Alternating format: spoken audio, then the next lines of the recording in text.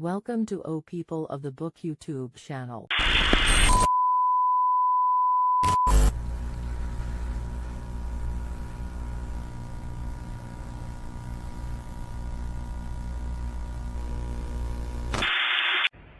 الله أكبر الله أكبر الله أكبر الله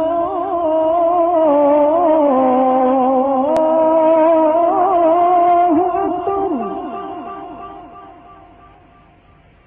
أشهد أن لا إله إلا الله أشهد أن لا إله إلا الله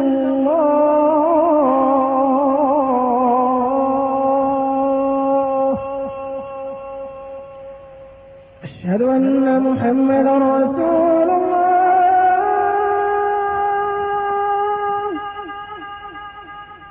أشهد أن محمدا رسول الله.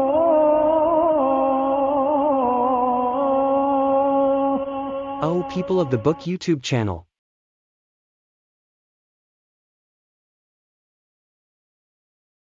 نبرات شعري سطرت لمداد حبري والقلم نبرات شعري سطرت لمداد حبري والقلم نبرات شعري سطرت لمداد حبري والقلم هيا قصائد سائلي قلب النوى ليس الشبم هيا قصائد سائلي قلب النوى ليس الشبم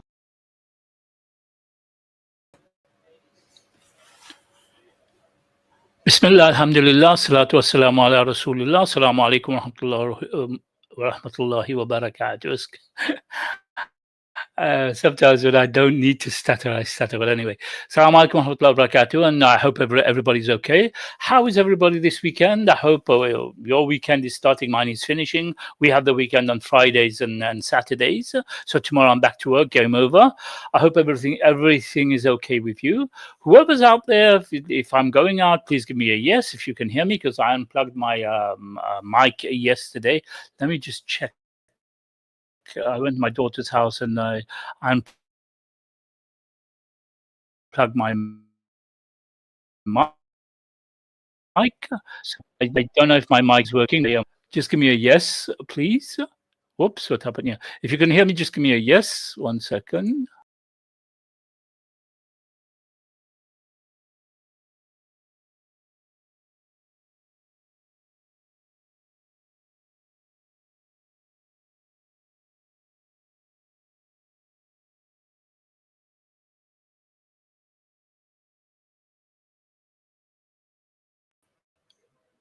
Yeah, so if you can hear me, just give me a yes, and if everything's okay, if the sound's okay. Usually what happens when I have assignments or whatever, if I go and visit my daughters, I take my laptop with me. So what's happened is that I unplugged it, and I hope you can hear me. I hope the sound is okay. Let's see. But anyway, let's carry on. You're watching O People of the Book, and also you're watching us from Consider This TV network, which has a few channels on there. We've got brother CovFF, Coventry Faith Foundation, who's in Coventry in London. Please give us all them like and subscribe, like, and share. You got the Muslim apologist as well, who's in Malaysia. Alhamdulillah, his name's Muhammad as well. And there's brother Asad as well, Asad Khalif, who I think is in Canada or he's in the US. So there's many other brothers as well. Oh yeah, not to forget brother Abu Zaid. Yeah, is it yeah, Abu Zaid, who's CL, I forgot his surname. But anyway, so he's on there as well. So there's so many of us. And please go in there and give us a like, subscribe, like, and share. My mind was somewhere else at the moment. I don't know what's happening. Anyway, so yeah, the usual Saturday from monogamy to polygyny. Okay, the usual Saturday. And like I said, it's not just for throwing polygyny down your throats. It's educational. At the same time, there's also the misconceptions that people have about polygyny. And also, we're trying to bring ourselves closer to Allah, because the book that we're doing not only talks about polygyny, but it's a sister who wrote it for sisters, and she gives advice to sisters to get closer to Allah and, like, things like that. Anyway, let's get them to the books now. From the Sirah, okay, there is a book that I'm doing in my Sirah class called Fiqh Sirah.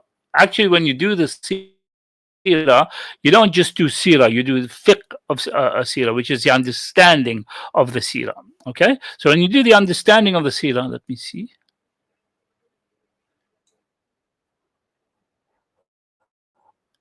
Yeah. Okay. So yeah. So I am going out. Yeah. So the fiqh of the Sirah, the understanding of the Sirah. Usually, most of the books are just Sirah, the Sirah of the Prophet Sallallahu Alaihi Wasallam. This book is called Fiqh Sirah by Muhammad al-Ghazali. If you can get this book, very very interesting book. This is the book that I studied and I'm still studying on my bachelor's course. The Sirah book that we are doing. We're doing this, and we're doing what do you call it?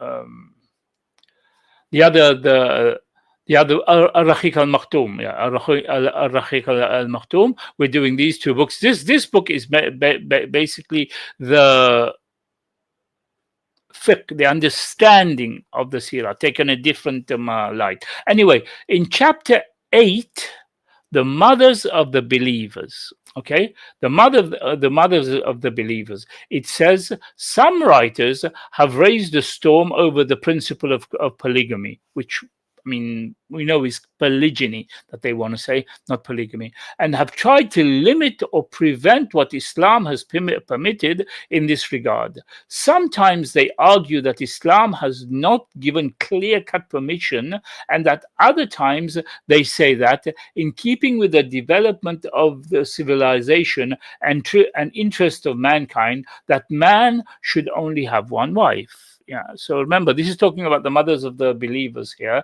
and we move on. We move on to next part of the paragraph, which says, "No doubt, these thoughts came into being in our societies as a result of various factors which need detailed analysis to be effectively refuted. For many years now, the opponents of polygamy have been trying to have the law changed to suit their views. Many countries have had their laws changed. Even Muslim countries as well have had their laws changed in order, to criminalize polygyny and stuff like that. However, their efforts were halted when they aroused the anger of the ulama and those sources who are concerned with Islamic affairs. Now, in a lot of countries, the ulama did not let them do that. Now, we can see in the beginning when we started this journey, I showed you how many non-Muslim countries in Africa, even in Russia, parts of Russia as well, they're trying to bring back polygyny. In India, you have so many, not official, but there is polygyny in India among the Hindus as well. And in America, you have it you openly have many polygynous relationships nowadays. So you can see that no matter how much they're trying to halt it, but it's still going on. Okay. And because of those who were concerned with the ulama and those who were concerned with Islamic affairs. At that time, the writer is saying now, Muhammad Ghazali, who's actually from Egypt, yeah, he's an Egyptian, which at that time, I had written an article about the nature of polygamy, which I think would be appropriate to repeat here before dealing with the topic in front of us, since there is an obvious relationship between the two. Okay, so when we talk about the mothers of the believers, that ties in with polygyny. Okay, it ties in with polygyny. So when we talk of the mothers of the believers, we're talking about polygyny as well here. So this is why the author of this book now, Fiqh Sirah, he's going into it now. Yeah. Life has fixed casual and economic laws which inevitably impose themselves upon people, whether whether they know them and are prepared for them, or whether they're ignorant of them and fail to prepare themselves. Among those matters which social laws determine is the relationship of a single man with a number of women, and feigning ignorance of it can be regarded as a vain attempt at resisting reality. Okay, so this is how the Sheikh starts the article that he wrote, which he's repeating in this book now. This is because the proportion of men to women can be either equal or in favor of one side. If they are equal, or if the women are fewer, then polygyny will automatically disappear, and nature will impose its distribution according to numbers, and every man will willingly have to accept this. However, if women number more than men, then we are forced with one of three possible situations. Okay? Number one, some of the women are perforce deprived of a husband until death, which we know is reality that is happening today. We found a lot of our sisters who, like, either they're single, don't have a husband, or they're divorced and can't find another husband, or they're widows themselves. So a lot of them will end up without a husband until death. Number two, we allow men to take mistresses and legalize adultery, which is what they're doing today. They call it monogamy. They call that a monogamy in the West, but it's a myth. The monogamy that they have is a myth, because the men will be allowed, fitna will reign in the land, and the men will be allowed to take mistresses, and they will legalize adultery. Number three, we allow polygyny. Again, he mentioned polygamy, but I am mention it as polygyny. So we've got these three choices here, and I'm talking about the polygyny part of it because you can see the other two where they fit in now. Yeah, if either the women will end up with no husbands, or the men will end up taking mistresses. You can't stop them anyway. So many times women say the husband cheats or whatever. Well, if polygyny is banned, then, like, he plays around with them with other women, kind of thing. And sometimes the society seems to favor that more. Lights in my eyes. Society seems to favor that more than to allow polygyny. They're trying on one side to ban polygyny, but you see that men are taking mistresses and everything, and they're happy about it. So the Sheikh goes on to say, we think that women themselves, before the men, will reject a life of privation, and also reject a life of sin and transgression. Okay, so the women themselves would rather not live in a life of sin and transgression, being mistresses or their husbands committing whatever transgression. The only course then will be left open to a woman, that is to share her husband. That word "share," a lot of sisters don't like to hear it, like, to share their husband and with another woman. And this is what the Sheikh is saying, who will be under his protection just as she is, and whose children will be under his. Thus, there will be no way out of acknowledging the principles of polygamy, which has approved. Okay, so something interesting is mentioned here. The other woman who will be under his protection. Now, we've been talking about this all the time in this show, that the purpose of polygyny is not just intercourse. The purpose of polygyny is to provide and protect. Yeah, provide and protect another sister, and if she has children, her children as well. Yeah. So sisters have to take that out of their mind, that a man is marrying just for the sake of intercourse.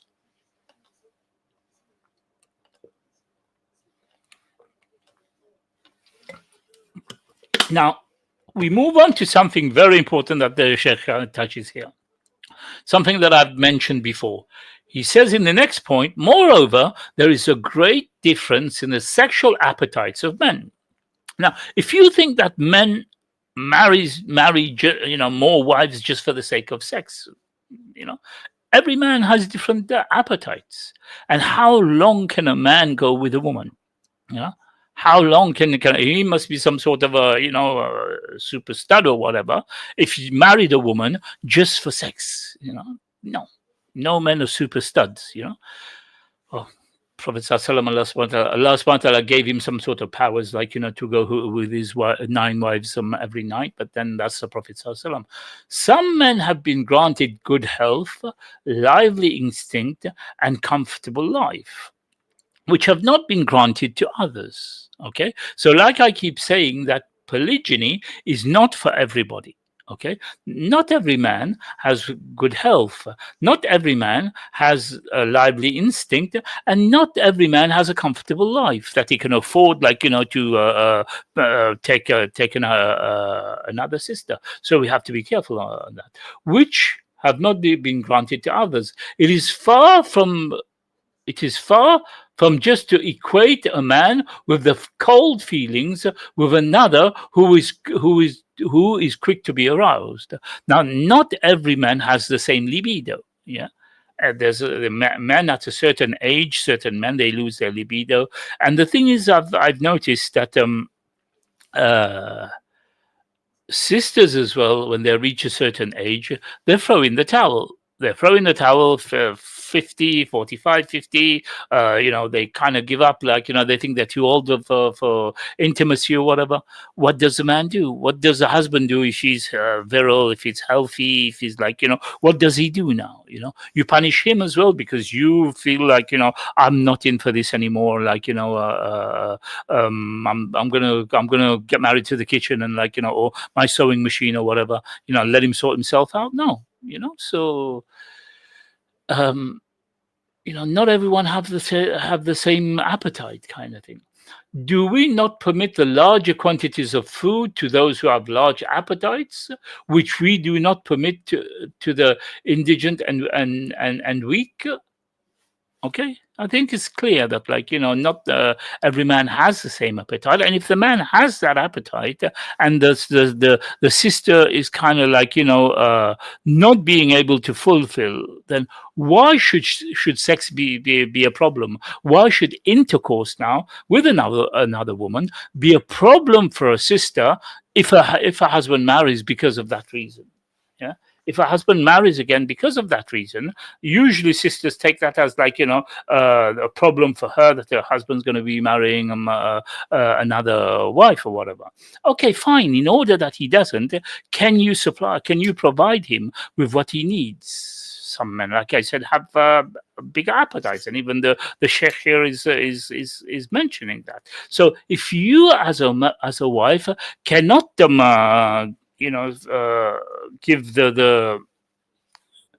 you as a wife cannot give your man what he wants.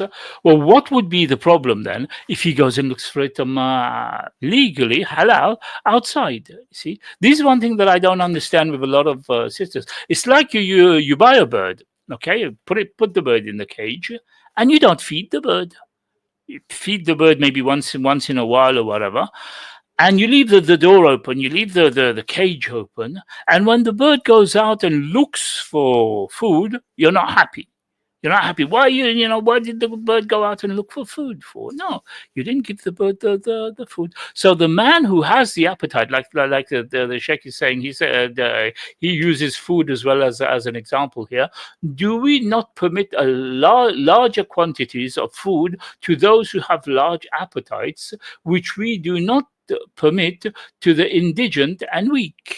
Yeah. So there, it's something normal. And then there is another reason: the wife may be frail, unwell, sterile, or elderly, and why should she be cast aside for these reasons? Now, these are not the reasons why only if a man's wife is frail, only if a man's wife is unwell, then he can go and get it. No, this is one of the reasons the Sheikh is saying. Among the other reasons, there is no reason why a man should get them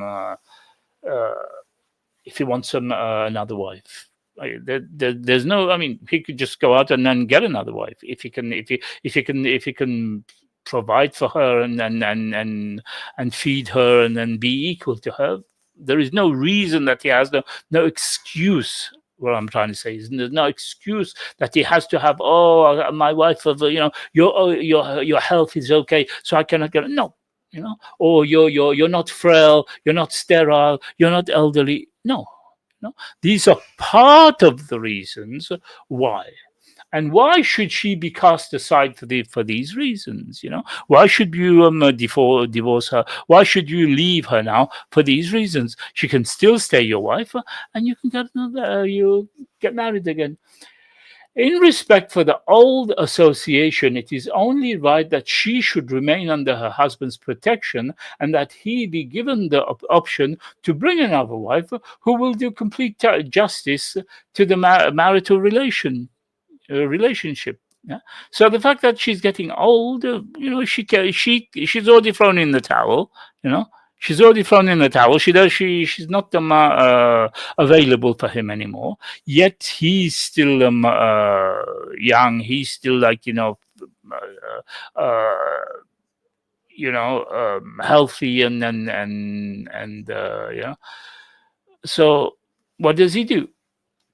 Okay, in spite of the innumerable justifications for polygyny, Islam has adamantly refused to make it an extension to the lusts and leanings of some men towards excessive pleasure or power.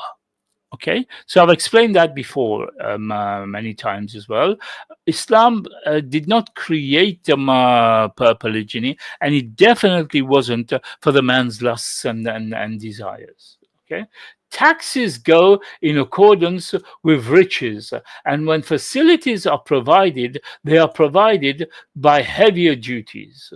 Thus, in the case of polygyny, one must ensure that absolute justice prevails. Okay, so when a man has more money, when he has more capability, then as long as he does justice, then there's nothing wrong with him taking another wife.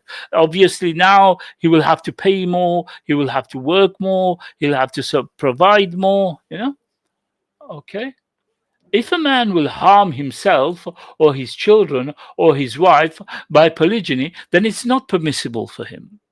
It's clear. I think we've spoken about this before, and it's something clear that if he's going to cause problems to himself and his children, rather not do it. If he cannot, doesn't have the money, he doesn't have the capability.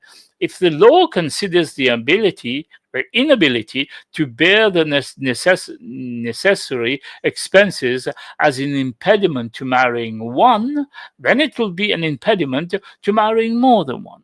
Okay, see, if already this man is having difficulties marrying one wife, okay, and he shouldn't be thinking of another one straight away. Let's see how it goes, how his situation goes. Okay, the Sharia advises the youthful bachelor who cannot maintain a wife to fast, and orders the man who cannot find a wife to remain chaste. Okay, it's clear. Yeah. So the youthful bachelor, you have the capability. We were doing a lesson yesterday, and we mentioned about when somebody's youthful,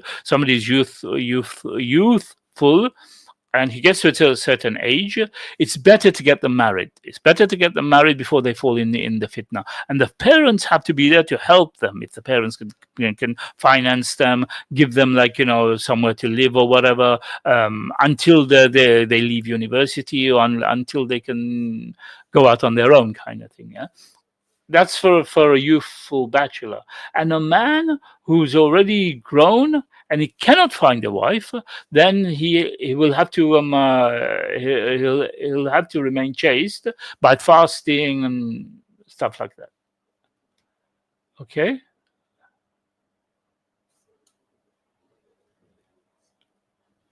Okay. Now the ayah of Quran mentions, and let those who cannot find a match keep chaste until Allah gives them independence by His grace.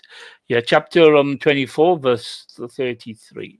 Okay, so we can see that there are certain conditions about getting married itself, not just about polygyny, but getting married itself. What then is the position of one who is married to one wife? He should exercise more restraint and chastity. It is usual for many children to come with many wives, and Islam makes it obligatory to observe justice among the children in matter of education, kind treatment, maintenance, no matter if their mother happens to be different. So if a man gets married and he has more than one wife, he has children, he has to, with the children as well, he has to be equal. Not that this family, I'm going to give them less, and this family, I'm going to give them more, or whatever. If there's the need for it, the demand for it in this family, if it's a bigger family and they need a bigger house or whatever, fine. If this is a small family, they need a smaller house. These are things that are understandable, yeah? But there should be justice with the family. And the saying goes, Allah curses the person who makes his child recalcitrant. The polygamous father should therefore be aware of the consequences of showing disproportionate affection. Okay, so yeah, there's the hadith. This is the hadith. I do not know it. Something similar was transmitted by Tabarani on the authority of Abu Huraira, that the Prophet ﷺ said, "Help your children to be sinless. Whoever wishes can extract disobedience from the child. However, the chain is unknown." Okay, fine. So this is for your child. Not to make them incalcitrant or whatever, to kind of to show justice to your children. Now, I always had habit when my children were young, I would never give one child something. and not give the other. Okay, if a child asks me for something and I find that I cannot give the same to his or her brothers and sisters,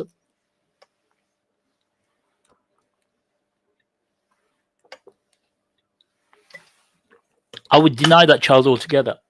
Yeah, I'll tell that child, sorry, can't give you that, because you've done well in your school, congratulations, and give them something else, but I can't give you this because your brother or sister is coming up next year or in a few months' time, and they will do well in their exams as well, and I will have to give them what I gave you. And if I can't give them what I gave you, they will think, you're doing injustice to me. You've given that to my sister, you've given that to my brother, and you're not giving it to me.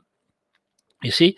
And if you have several children, then it's like that. So you don't show disproportionate affection to one child, even if it's from the same mother or from a different mother. It's still your child. So you don't now give this wife's children all the luxuries, and then this wife's children, you show them injustice. They're still your child.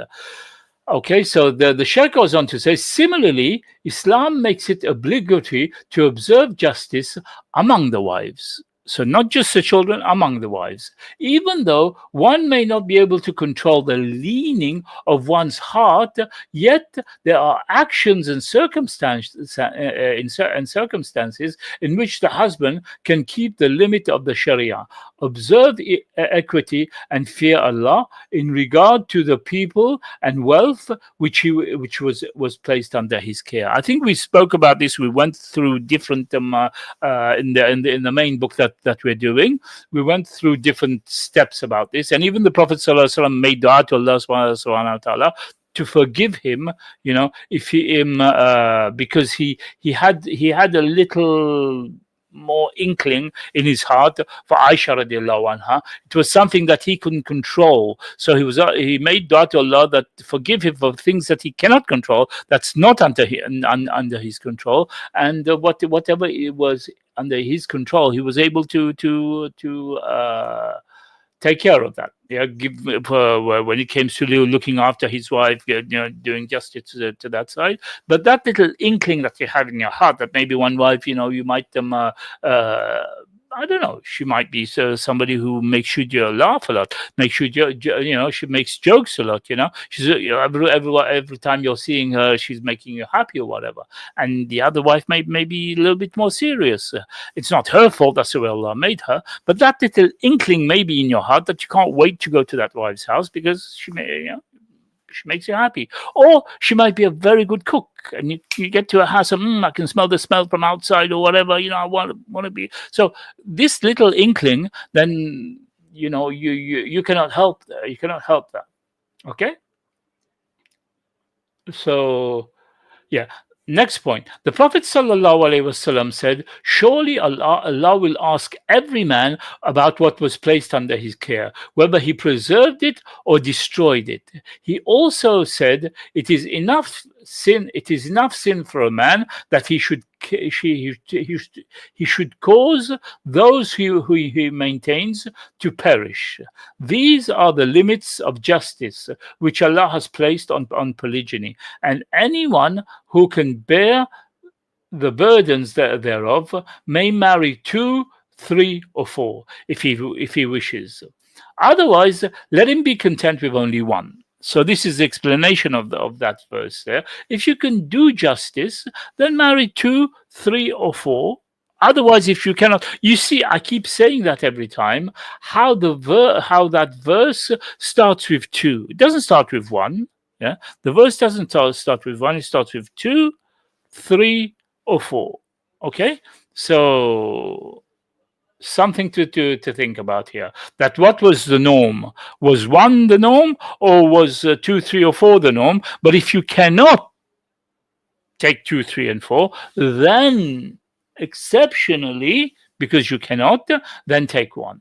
Okay, and if you fear you may not deal justly, then 1. That's the verse. That's what the verse says. Okay.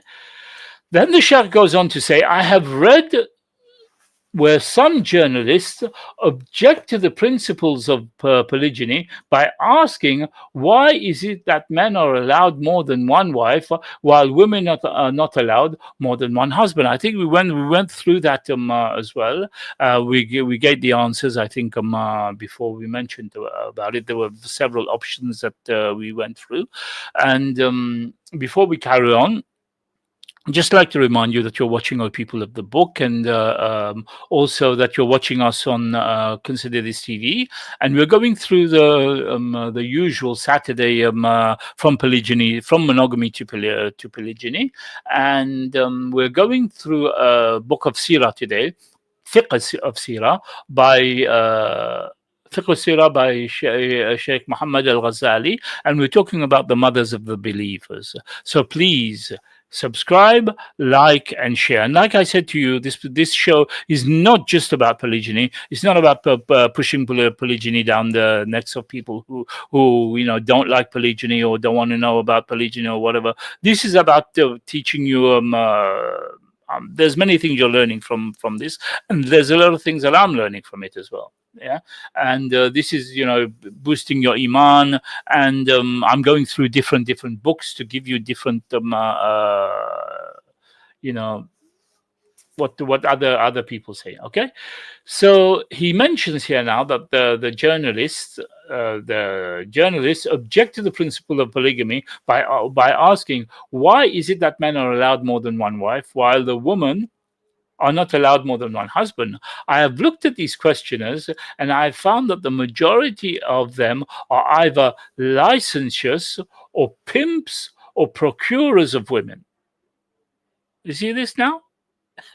I never think of that. I never thought of that answer, that they're either licentious themselves or they are pimps or procurers of women. I was surprised that they were living in a world of sin, and yet they had hated the most strongly that families should be established on the basis of chastity.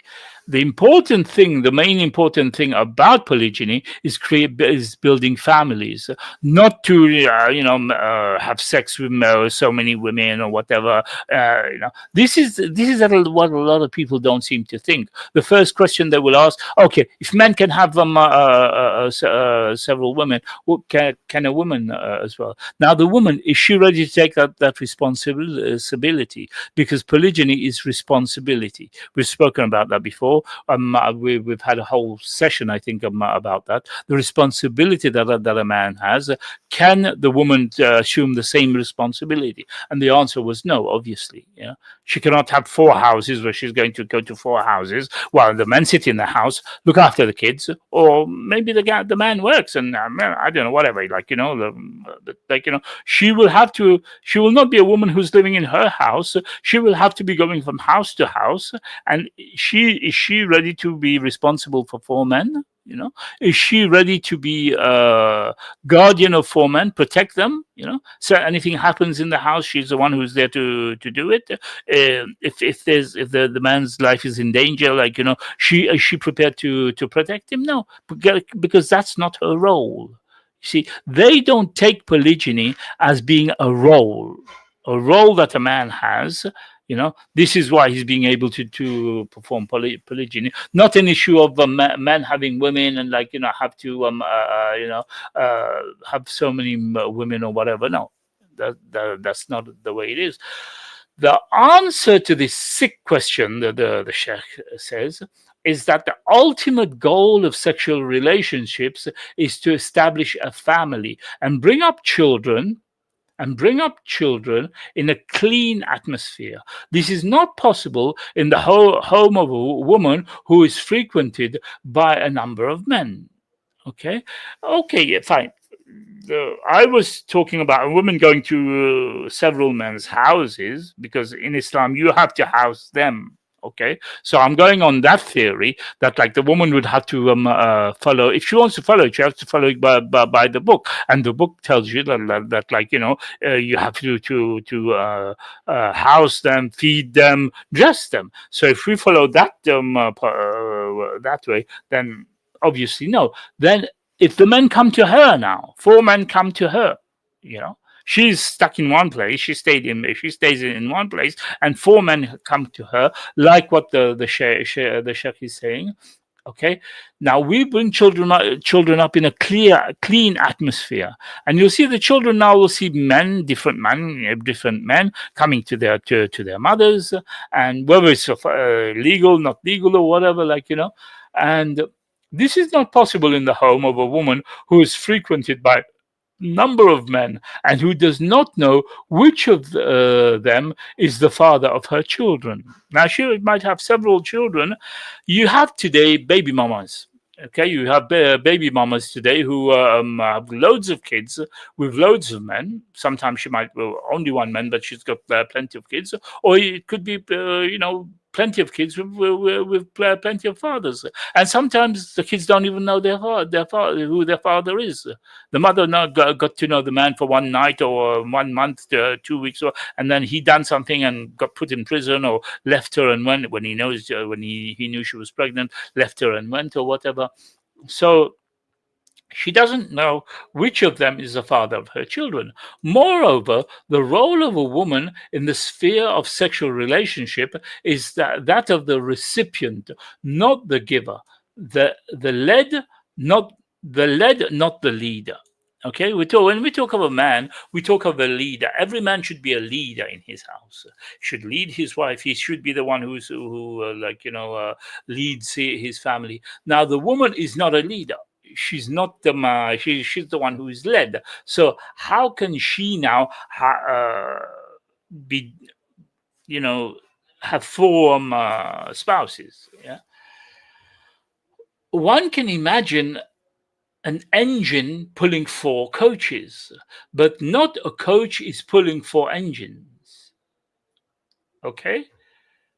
You get that now? Yeah. One can imagine, okay, an engine pulling 4 coaches. Okay, so you go a train, for example, a train, and it's pulling 4 coaches.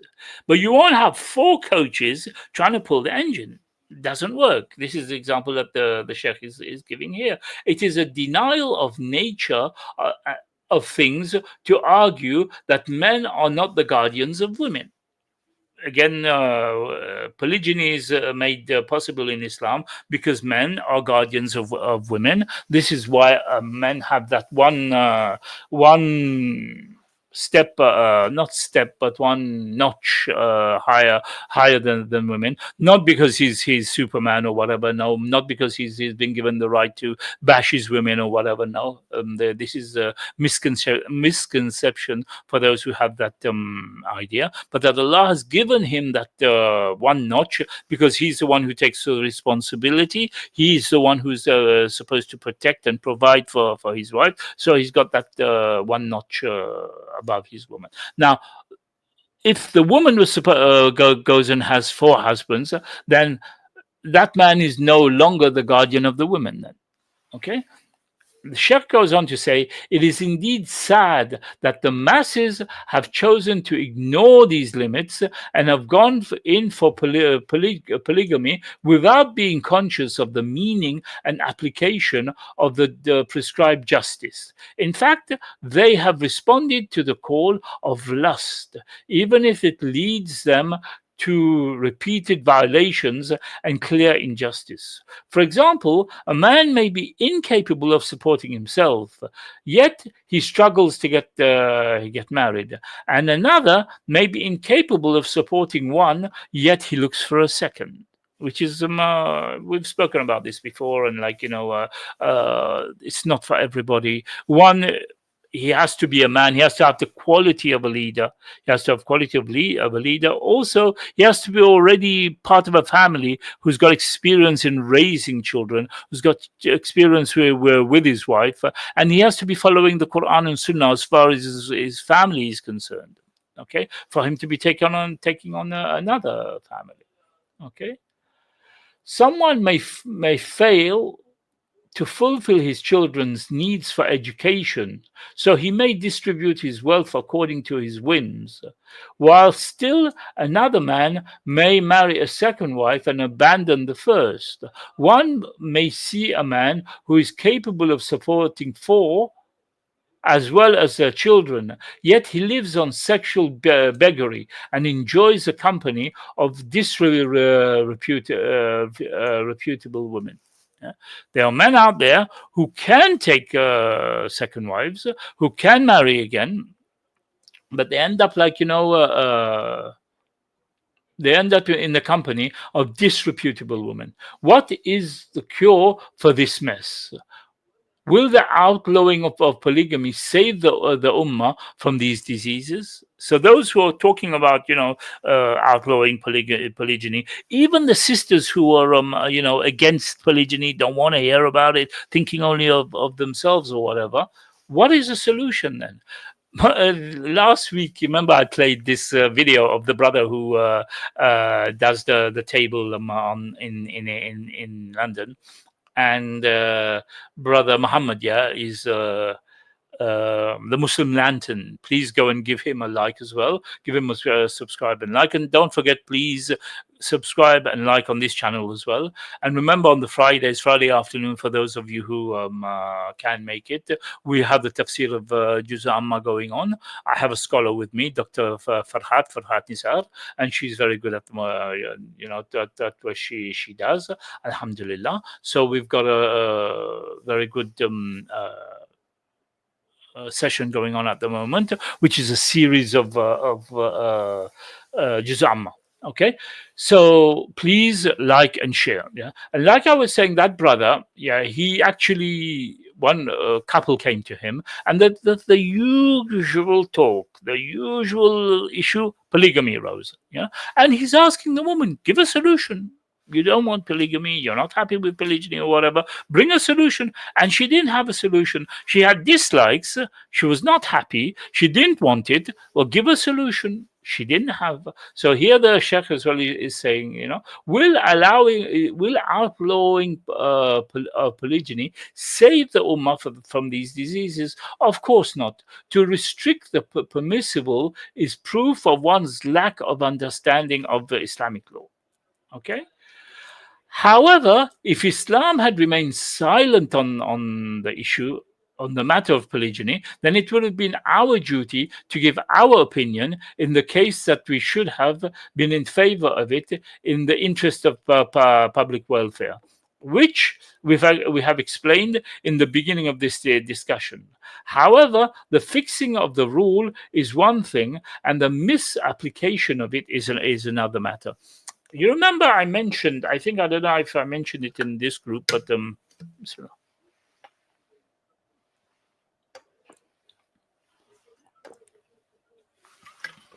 I don't know if I mentioned it in this live, in one of my sessions, but the first person I interviewed on my show was a rabbi. Okay, and in the beginning when I just started, I interviewed a rabbi. He's very favorable to Islam, and he was very favorable until he turned against the Palestinians and made comments about killing all Palestinians and everything. And I broke up my friendship that I had. Well, not friendship, but the connection that I had with him. So I questioned him about polygyny. I said to him, your religion favors polygyny as well. Well, how come you don't practice it anymore? It's not a biblical thing that they don't practice it.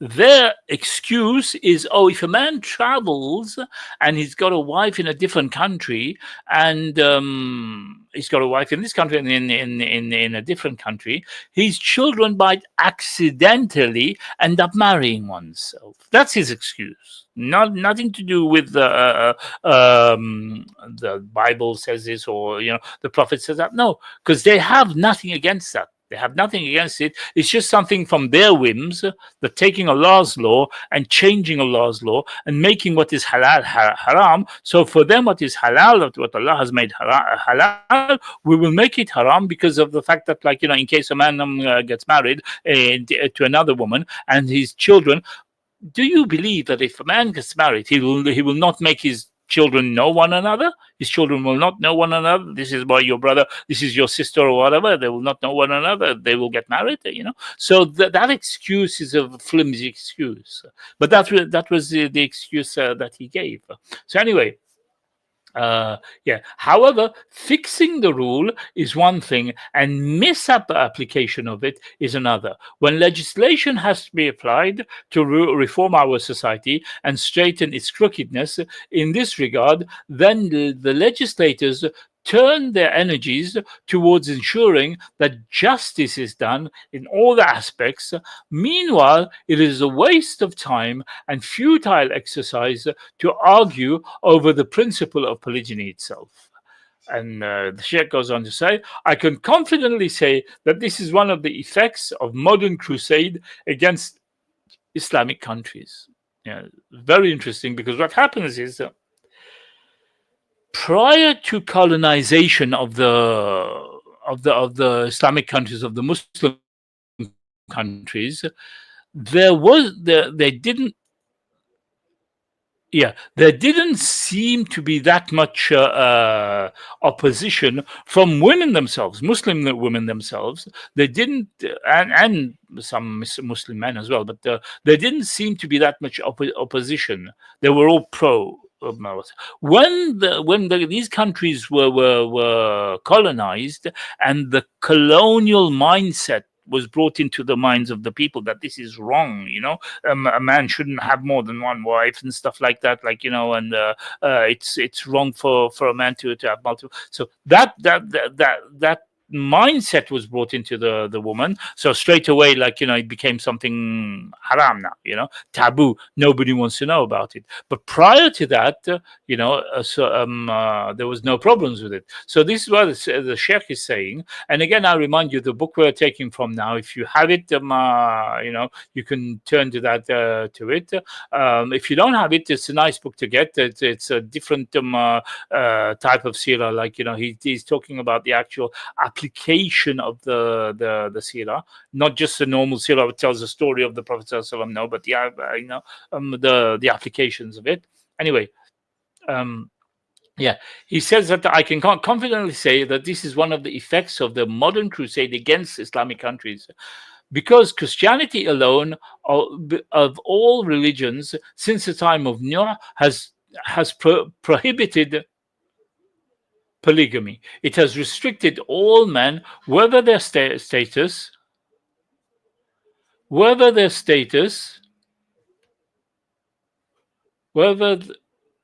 it has restricted all men, whether their status, to one wife only, and then left society to battle with the problems of excess women and raging their instinct by any other means it can muster. In many circles, now polygyny is regarded as a vice, whereas adultery is regarded as a trivial pastime. So what is halal, they've made it like, a vice. They don't want to know. They've made it taboo and everything, and they've left the society to battle with the problems of excess women, and basic instinct by any other means it can muster. In many circles now, polygyny is regarded as a vice, whereas polygyny, the other way around, the illegal one now, has been regarded as a trivial pastime. The problem which exists now is that of religion and morals. Most people don't believe in religion anymore. Churches are empty. Christians are like, a lot of Christians that you hear of, they're living together in sin. They're living together in sin, and for them that is normal. They can live in sin. When they decide to get married, if they decide to get married, they will get married. They will have children and everything out of marriage. So for them, this is normal. But to have polygyny, to have something that Allah has sanctioned and everything, nope. Don't want that, But the fact that they don't have religion anymore, they don't have fear of Allah in their lives, fear of God. If they don't want to call him Allah, okay, they want to call him God. The fear of God in their lives and the morals, and obviously, that's what they're going to go for. And under such circumstances, the effort to stop polygyny is a disgusting attempt to pollute society at the expense of Islam and in the name of the law. So obviously, by banning the polygyny, it's an attempt to pollute the society, because polygyny is at the same time protecting the women, at the same time protecting the men's chastity as well. Both. If you leave both at their own expenses, then khalas, they can do whatever they want, like what is happening in their society, in the Western society. Okay, now the next point, he says, a large number of prophets and righteous people married one or more than one wife, and that did not lessen their piety in the least. The pages of the Old Testament, which we have with us today, are a testimony of this fact. Islam does not consider abstinence from sex as a form of worship, and monks as the monks do, nor does it consider marriage to fall as a sin, as it is prescribed in polygyny. So we don't take both. We don't take the two extremes, where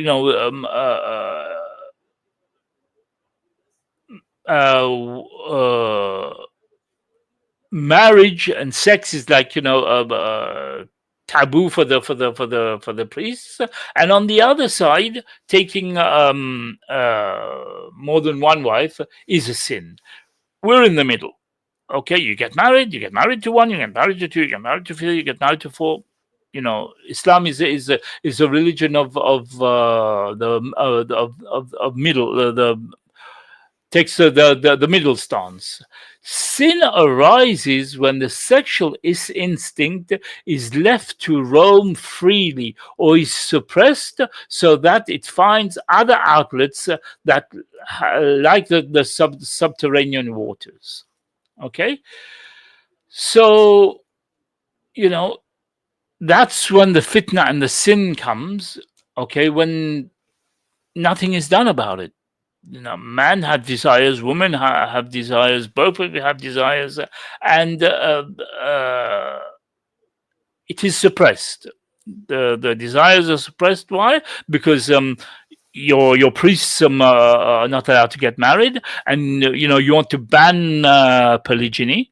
Yeah, man cannot have more than one wife, so they go and find it elsewhere, like we said in the beginning. Yeah, mistresses and idolatry, basically. So this is what the society comes to. Okay, so this was about. Okay, this is about the mothers of the believers, page 472. Okay, in the book Fiqh Sira from Dr. Muhammad Al Ghazali. We move on now. He carries on. What is recorded in authentic biographies of the Prophet is that he married Khadija when he was 25 years old and she was 40. He remained with her, not marrying another until the noble lady was over 65. She died when he was just 50 years of age.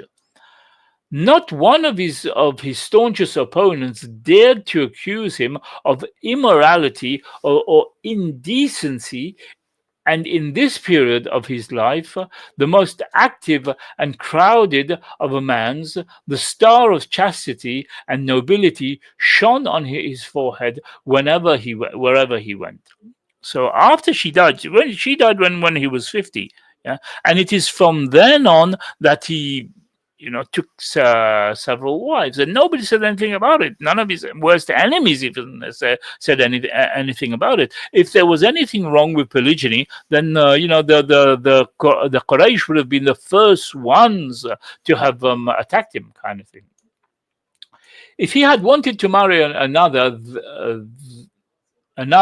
there was no law or reason or custom to stop him. Polygyny was a tradition among the Arabs, known as part of the religion of the father of the prophets, Abraham, on whom be peace.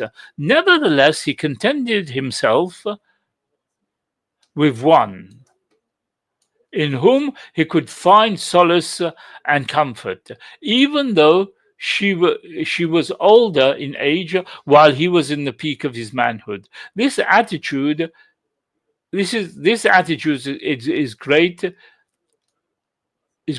significance.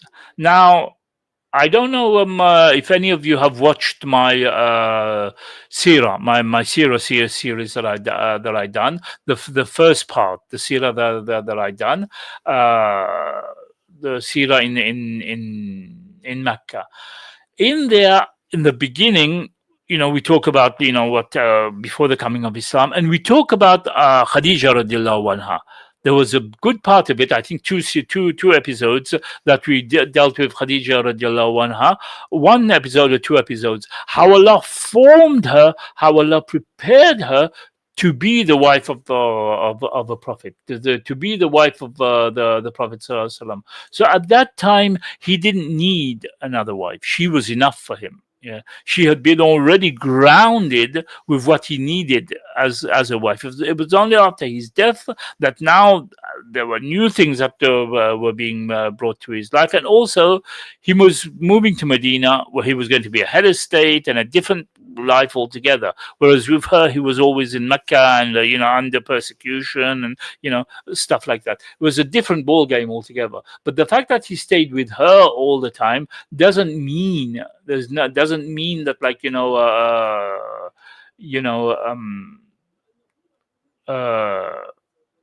because a lot of people use that as an excuse. A lot of sisters use that as an excuse. Oh, what about Khadija radiallahu anha? Why didn't the Prophet ﷺ get married to other wives in her time? That's because there was no need for it, one. And secondly, like I said, Khadija radiallahu anha was actually molded to be the wife of the Prophet sallallahu alaihi wasallam. And like if you watch the Sirah series that I did, you will find that out. Yeah, how she was molded and everything, how Allah subhanahu wa ta'ala prepared her for any occasions. The Prophet says, "I'm coming down from the mountain, zammiluni, zammiluni, cover me, cover me."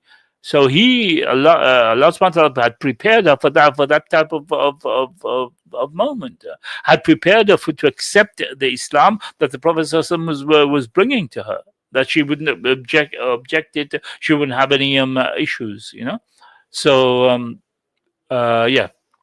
So anyway, we've reached the 1 hour mark, and at the same time, we finished with the. Well, no, it still goes on here with the polygyny. When Khadija died, the Prophet ﷺ wanted to remarry. Beauty was not the criterion by which he selected his life partners. Even if he had done so, he would not have been criticized. His main consideration was to strengthen his ties with those men who had dedicated their lives to his message and da'wah. Yeah? So the reason why he got married to Aisha radiallahu anha was to strengthen the ties already with them. With Abu Bakr radiallahu anhu, who he had ties with. He wanted to strengthen them and strengthen the ties as well with them. Umar bin Khattab by marrying his daughter after Umar came to Islam. So there were reasons for that. Anyway, we're not going to go fully into it now because it goes into quite a few things about his life and everything and his wives. But I think you understand the point there, that at the time of the Prophet ﷺ and about his wives and everything. We're on the 1 hour mark, and I think we'll finish here. But it mentions here if he had wanted to marry another wife, so there was no law or reason to stop him. Polygamy was in yeah. So we've done that already. Sorry. Yeah. So when Khadija died, the Prophet ﷺ wanted to remarry. Beauty was not the criterion which he selected for his life partner or partners. Even if he had done so, he would not have been criticized. His main consideration was to strengthen ties with those men who had dedicated their lives to his message and da'wah. He chose Aisha, the daughter of Abu Bakr, radiallahu anh, in spite of her tender age, and chose Hafsa, the daughter of Umar, in spite of her lack of beauty. So you see, she was not a beautiful woman, but he still chose her. The daughter of, okay. Then he chose Salma, the widow of his commander, who was martyred in the way of Allah, and along with his wife, had suffered greatly in migrating to Abyssinia. Then from Abyssinia to Medina. Before he was married to Sauda, a woman who had given up the idea of marriage because of her old age. Life with the four was not expected to be full fun and joy. If it was, there was no blame on the Prophet ﷺ for that. Every believer has their right to enjoy the company of his wives, and there is no doubt that the Prophet ﷺ did, in fact, treat them equally. So we'll stop here right now, and obviously this is not the book that we're using, but I decided to read this as a resource to you, because we have to use the seerah anyway. We have to read the seerah, we have to understand the seerah. This is how we understand the Prophet ﷺ's life and everything, and this is how we could understand the polygyny as well, how it was carried out. I hope this has been beneficial to you, because it has been beneficial to me. This is a book that we're using on the seerah course that I'm doing anyway. So while going through it, I saw this and I thought, well, let me share this with you. Let me share this resource with you, because it was found something very, very interesting. So we're going to end here.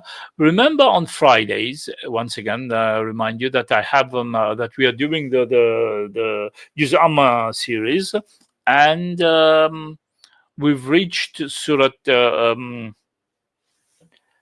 Abasa, Surat Abasa at the moment, and I've got a scholar with me who is Dr. Farhat, and she's very good, alhamdulillah, and she's unpacking the surahs and everything. So next Friday, I'll see you next Friday, and I'll see you next Saturday again for this same show. This time we'll go back to the book.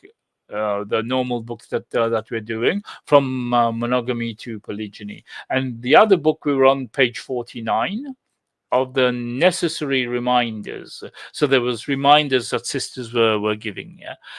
So we'll end here. Yeah, and I will see you next week. I hope you have benefited from this, and whatever wrong that I said, whatever mistakes that I made, please forgive me, because I'm a student of knowledge. Whatever good you got from this, it is from Allah, obviously, and please make dua for me that Allah enriches me with more knowledge so that I can share with you, and make dua that Allah make me pass my courses, so that I in the end, my intention is to teach, my intention is to write articles, my intention is to write books and everything that I can share with you. So make dua that Allah makes me pass my courses, that I can share my knowledge with you, inshallah. Okay, so we'll end here. Subhanakallahumma wa bihamdika ashhadu an la ilaha illa anta astaghfiruka wa atubu ilaik. Subhana rabbika bi izzati amma yasifun wa salamun alal mursalin walhamdulillahi rabbil alamin. Assalamu alaikum wa rahmatullahi wa barakatuh.